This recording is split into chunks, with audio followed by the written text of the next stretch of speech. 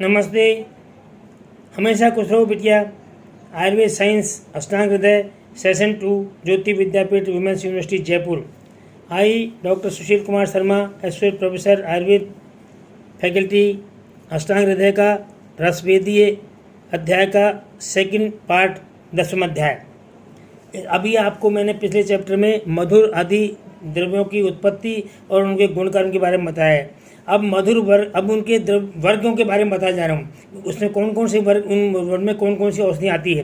तो मधुर वर्ग के द्रव्यों को नाम, मधुर वर्ग में मतलब मधुर किन किन औषधियों को मधुर वर्ग में रखेंगे उसके बारे में बताने जा रहा हूँ।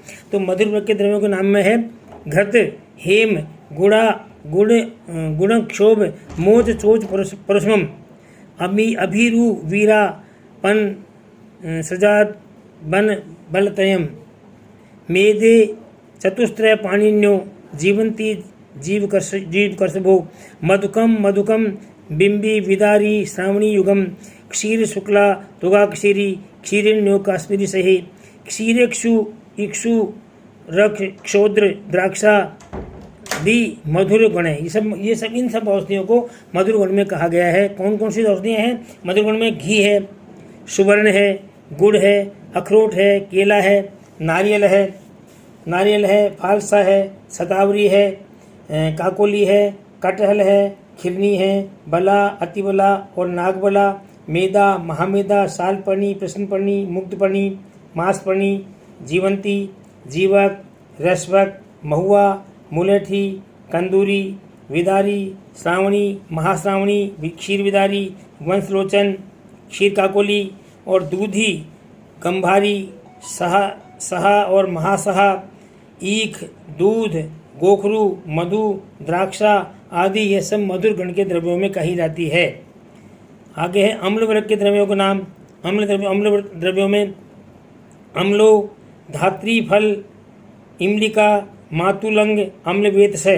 यानी अम्ल में धात्री फल बोलते हैं आंवले को, इमली, अम्लिका, इमली, मातुलंग, बिजरानिबू, अम्लवेतस, दाड़िम, रजतम, तक्रम, चुक्रम, पलो, वतम, दधी। दाड़िम का मतलब अनार, रजत का मतलब चांदी, तक्र, चुक्र, पालवेत और दधी का मतलब दही। आम्रातकम, भव्यम, कपित्थम, करमर्दकम और आम्रातक, कमरख, कैथ यानी कत्था, करंदा, ये सभी अम्ल वर्ग के द्रव्यों में गिने जाते हैं। यानी सब ये अम्ल वर्ग के द्रव्यों में इनका सब लिया जाता है। आगे है लवण रस। लवण रस के वर्ग में है द्रव्यों के नाम वरम, सौवर्तलम, कृष्णम, विडम, सामुद्र, मौद्विकम, रोमकम, पांशुजम, शीशम, क्षारस्य लवणोगण है। ये सब लवण रस के गण हैं। कौन कौन से? सेंधव, सौवर्चल, ये नमक के नाम है। सेंधव नमक, सौवर्चल नमक, कृष्ण नमक, विड नमक, सामुद्र नमक। 5 प्रकार के नमक होते हैं, सब इसमें आगे। सामुद्र नमक, औद्भिद नमक, रोमक नमक, पांशुज, शीशा और क्षार लवण गण के द्रव्य हैं। तिक्त वर्ग में कौन कौन से द्रव्य हैं उनके नाम बताए जा रहे हैं। तिक्त है पटोली, त्रायंती, बाल को शरीर, चंदनम, भूनिम्ब, निम्बकम, कटुका, तगर, गुरु, वत्सकम, नक्तमालम, द्विरंजनी, मुस्त, मुरवाट, रूसकम, पाठा, पामार्ग, काश्य, योगु, गुरुचि, धीनवनो, पायस्कम, पंचमूलम, महाद्वयोधो, विशाल, अति, विश्वचा। ये सारे द्रव्य रिक्त वर्ग में है। कौन कौन से? पटोली, त्रायंती, सुगंधवाला, खस, चंदन, चिरायता, नीम, कुटकी, तगर, अगरू, इंद्रजौ, करंज, हल्दी, दारू हल्दी, मुस्ता, मूरवा, वसा, पाठा, चिरचिटा, कासा, लोहा, गिलोय, धमासा, महापंचमूल, छोटी और बड़ी कटेरी, इंद्रायण, अतीश, वच में तिक्त, ये सब तिक्त वर्ग के द्रव्य है। इन सब द्रव्यों को तिक्त वर्ग के द्रव्यों में गिना गया है। अब कटु वर्ग के द्रव्यों में किसके से नाम है कि कटुको, हिंगू, मरिचय, क्रमी, जित, पंचकोलकम। कटु के द्रव्यों में हींग, सबसे पहले हींग है। मरिच का मतलब काली मिर्च, विडंग, क्रमीजित बोलते हैं विडंग को। विडंग जो है वो कृमिनाशक होती है। विडंग जो है कृमिनाशक होती है। विडंग जो है कृमिनाशक होती है, विडंग कृमिनाशक है। पंचकोल है, कुठेरादू है आदि हरित वर्ग सभी पित्त, मूत्र और भिलावा ये कटुगण है। कषाय वर्ग के द्रव्यों के नाम। कषाय वर्ग में है वर्ग कषाय, पथ्या, अक्षम, शिरीष, खदिरो, मधु, कदम्बो, उदम्बरम, मुक्ता, प्रबाल, अंजनम, गैरिकम, बालम, कपित्थम, खरजूरम, विश्व, पद्यो, उत्पलम च। ये सब कषाय वर्ग के द्रव्यों में नाम किस किस के हैं वो बताए गए हैं कि कषाय गण में हरण, बहेड़ा, शिरीष, खैर, मधु, कदम्ब, गूलर, मुक्ता, प्रवाल, अंजन, गेरू, कच्चा कैथ, कच्ची खजूर, भिष्य, पद्म और कमलादि गण ये कषाय गण में हैं। मधुर द्रव्यों के गुण। अब मधुर द्रव्यों के गुण के बारे में बताए गए हैं कि मधुर श्लेष्मरम प्रायो जीर्णाच्छाली यवाद्रते मुद्गा धूमते क्षोद्रत शीतया जांगलम मिशात। मधुर द्रव्यों के गुण। अब गुणों के बारे में, अब गण के बाद में इनके गुण जो हैं गुण के बारे में बताए जा रहे हैं कि कौन कौन से रसों में कौन कौन सा गुण होता है। तो मधुर में इन्होंने मधुर प्राय सब प्रकार के मधुर रस वाले द्रव्य कफवर्धक होते हैं। मधुरम श्लेष्मलम प्रायो मतलब जितने भी मधुर वर्ग के गण हैं वो सब श्लेष्मलम यानी कफ को बढ़ाने वाले होते हैं। जीर्ण छाली ये धरते और ये क्या करते हैं किंतु पुरातन साली जौ गेहूँ, जौ मूंग गेहूँ, मधु, सीता, जांगल मांस को छोड़कर मतलब इन सब को छोड़ करके प्राय मधुर वाले द्रव्य श्लेष्मल कफ को बढ़ाने वाले होते हैं। प्राय कहने का मतलब ये है कि कुछ अपवाद भी इसमें हो सकते हैं।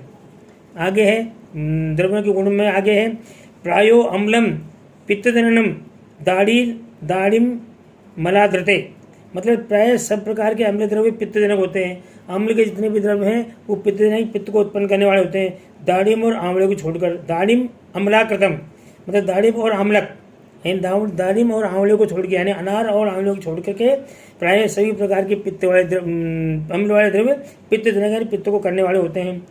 आगे है अपथ्यम लवणम प्राय चक्षु सो अन्यत्रम सैंधवात मतलब प्राय सभी लवण आँखों के लिए अपत्य है। जितने भी लवण द्रव्य हैं आँखों के लिए अपत्य है सैंधव को छोड़कर, सैंधवात को छोड़ करके। आगे लिख रखा है तिक्तम कटु च भूयिष्ठम एवृश्यम वात कोपनम और जितने भी तिक्त ऋते अमृतो पोटलिभ्याम सुंठी कृष्णा रसोनत है लिखा है इन्होंने। प्राय तिक्त और कटु रस वाले द्रव्य एवृश्य यानी वृषता बाजी करने वाले नहीं होते हैं और वात कोपक हैं। इसमें गिलोय, पटोल, सौंठ, पिपली और रसोन अपवाद हैं। मतलब इनके अलावा जितने भी तिक्त और कटु के द्रव्य हैं ये सब क्या है एवृश्य हैं और वात को प्रकोप करने वाले हैं। आगे लिखा है कषायम प्राय से शीतम स्तंभनम चाभिया बिना और कषाय रस के जितने भी द्रव्य हैं वो प्राय क्या करते हैं स्तंभन करने वाले होते हैं। हरितकी यानी हरितकी को छोड़ करके प्राय सभी कषाय द्रव्य शीतल द्रव्य स्तंभन करने वाले होते हैं हरितकी को छोड़ने के बाद। आगे है रसा कटु अम्ल लवणा वीर्यो उष्णा मधुत्रम तिक्त कषायो मधुरस्त्वं देवम च शीतला तिक्त है कटु कषायस्य रूक्षा बद्ध मलास्तता सट्वम्ल मधुरा स्निग्धा षष्ठ वेणुमूत्र मारुतः सटो कषायस्य समुच्चय मधुरम परमं गुरु लघु अम्लम कटुस्ते तमा दपि च तिक्ततः मतलब आगे इन्होंने बताया है कि जितने भी द्रव्य हैं कटु अम्ल और लवण रस वाले उत्तरोत्तर क्या है उष्ण वीर्य वाले होते हैं। मतलब इन्होंने लिखा है कि रसा कटु अम्ल लवणम वीर्यो उष्णम उत्तरोत्तरम मतलब ये जितने भी द्रव्य हैं ये कटु अम्ल और लवण ये रस जो द्रव्य हैं उत्तरोत्तर उष्ण वीर्य वाले होते हैं। मतलब जैसे कटु सब ज़्यादा होगा ये फिर अम्ल फिर लवण ऐसे। इसी प्रकार तिक्त कषाय मधुर ये उत्तरोत्तर शीतवीर्य हैं। इसी प्रकार से तिक्त कटु और कषाय ये उत्तरोत्तर रूक्ष और मल को बांधने वाले हैं। लवण अम्ल और मधुर ये उत्तरोत्तर स्निग्ध मल मूत्र और वायु को प्रवृत्त करने वाले हैं। लवण से कषाय और कषाय से मधुर अति से गुरु है। अम्ल रस लघु है, कटु रस इनसे भी अधिक लघु है और तिक्त रस सबसे लघु है। इस प्रकार से इनका वर्णन किया जा रहा है। रसों के भेद संयोगा सप्तपंचाशत् कल्पना तु त्रिसहस्रधा रसानां यौगिकत्वेन यथा स्थूलं विभज्यते। रसों की संख्या, रसों के संयोग 57 है और इनकी कल्पना 63 है। इन दोनों के स्नेह, विचारणा आदि तथा व्यवहार में उपयोग होने से स्थूल दृष्टि से विभाग करके कहते हैं। रस संयोग के बाद एकैक हीनास्तान पंचदश यान्ति रसाद्विके त्रिके स्वादुर दशाम्लम षट् त्रीन षट् तिक्त एककम चतुकेशु दशे स्वादु चतुरम पटु सकृत है पंचकेश के मलो मधुरम पंच सेवित है द्रवमेकम षडास्वादम मसम भुक्ता च रसरसा।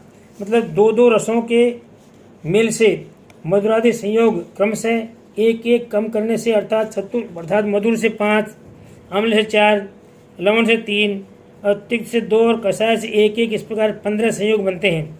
यथा मधुर के 5, अम्ल के 4, लवण के 3, कटु के 2 और तिक्त का 1 योग 15 होते हैं। 3 का संयोग करने से मधुर रस के संयोग से 10, अम्ल रस के 6, लवण से 3 और तिक्त के 1 संयोग बनता है।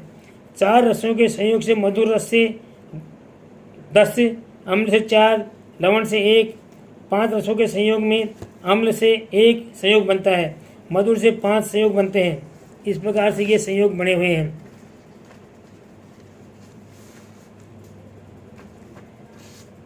छह रसों के संयोग से एक ही भेद बनता है और असंयुक्त पृथक पृथक 6 रस होते हैं। इस प्रकार से कुल 63 रसों के भेद बनाते हैं। मतलब इन्होंने क्या बताया है कि रसों के 63 भेद बताए गए हैं। कुछ किसी रस में 1 को छोड़ देते हैं, किसी में 2 को छोड़ देते हैं, किसी को 3 को छोड़ देते हैं। इस प्रकार से कहीं 3 का, कहीं 4 का, कहीं 5 का संयोग बना करके इन्होंने पृथक पृथक 6 रस के संयोग बनाते हुए 63 प्रकार के रसों के भेद बताए गए हैं।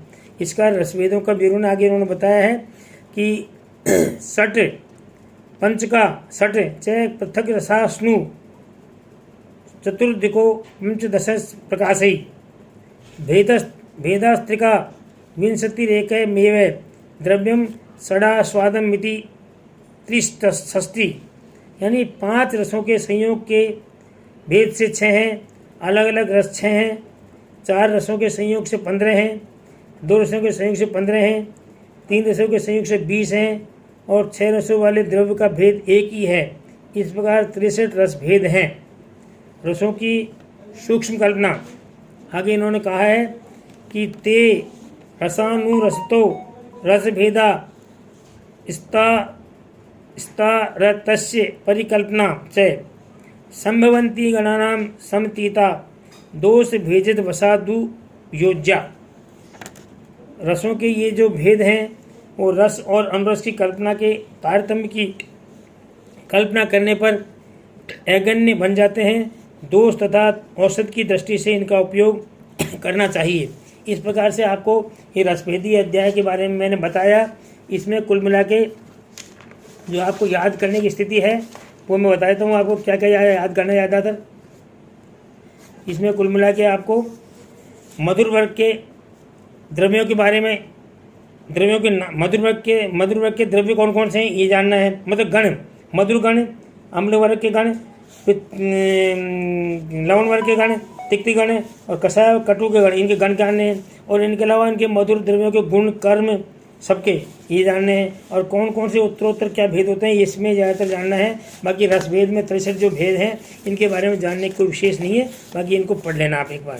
आगे ऐसा कि जो भी कोई इसमें आपको परेशानी हो उसके बारे में मेरे पूछ सकते हैं।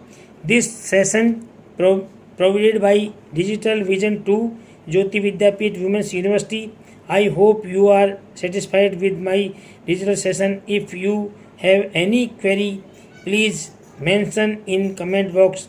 I will resolve it. Okay, thanks.